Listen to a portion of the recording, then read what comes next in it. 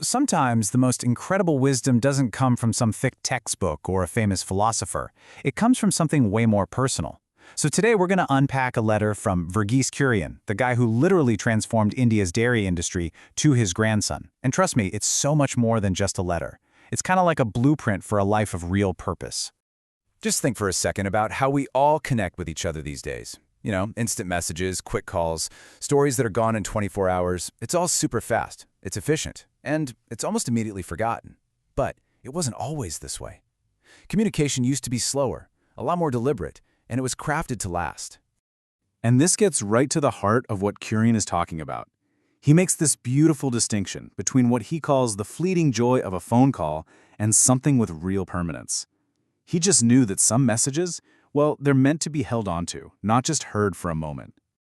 So that leads us right into our first big idea, the incredible power of the written word. Why is it that we treasure a handwritten note or a thoughtful letter in a way we just never could with a text message? You see, for Kurien, his goal here was so much bigger than just writing a simple note. He was basically creating a time capsule, a real, tangible piece of his world for his grandson. He wanted him to be able to pull it out decades later and understand not just what his grandfather did, but the why behind it all. It's about leaving a legacy of thought, not just a legacy of deeds. And that why, well, it's rooted in one single, life-altering decision. We all face these kinds of forks in the road, right? Where you have to choose between a path that seems easy or expected and one that just feels truly, deeply meaningful. It's a huge question we all have to grapple with, isn't it? Is it about the money, the status, or is it something else entirely? Kurien found himself staring right at this crossroads early on in his life. Just look at these options. These aren't just good jobs. These are the blueprints for what we'd all call conventional success. He could have been a powerful CEO, a highly respected general, or a wealthy professional living in the United States. Each one of those paths promised comfort, money, and prestige. And yet, he turned his back on all of it. Instead, he chose to work with a small cooperative of dairy farmers in a little town called Anand. And the reason? It was actually pretty simple. His internal compass wasn't pointing towards personal gain. It was pointing towards making a more meaningful contribution. But he didn't make this choice in a vacuum. His wife, Molly, chose that difficult life right alongside him, in a place that didn't have all the simple comforts they could have had somewhere else. He calls her support an everlasting strength, and it's a powerful reminder that our biggest, most important decisions are rarely made alone. So you gotta ask, right? What gives a person the conviction to make a choice like that? To just turn away from guaranteed success? Well, it all comes down to the values that guide you. And for Kurien, the one value that made that choice even possible was integrity. I absolutely love this definition. It's so simple, but so powerful. It just cuts through all the complex moral philosophy. For Kurien, integrity starts with being honest with yourself. If you can't lie to yourself, then being truthful with the rest of the world just becomes second nature. It's the absolute bedrock of your character. And our values don't just appear out of thin air, right? They're passed down. We inherit them from our family, and they get forged by the mentors in our lives. Kurien was very clear that he was standing on the shoulders of giants.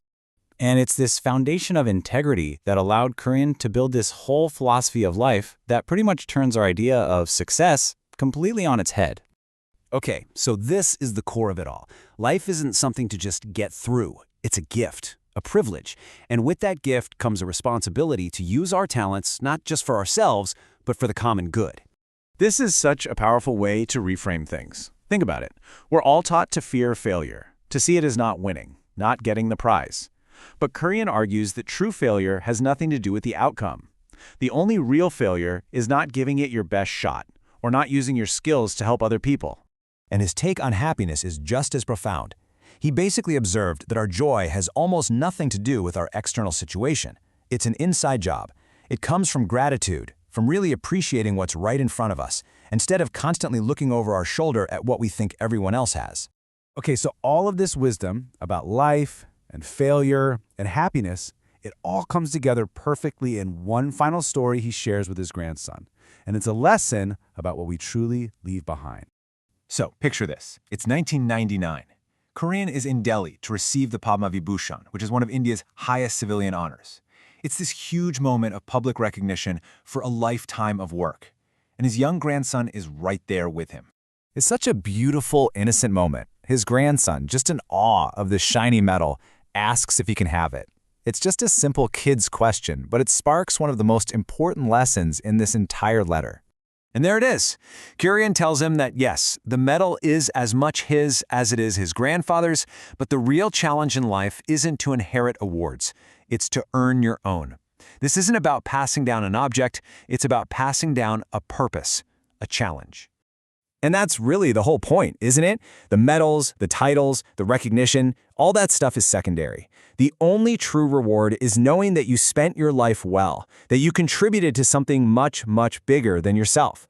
And so this letter, this very personal note from a grandfather to his grandson, it ends up becoming a letter to all of us. It passes the torch, and it leaves us with a simple yet absolutely massive question to carry forward.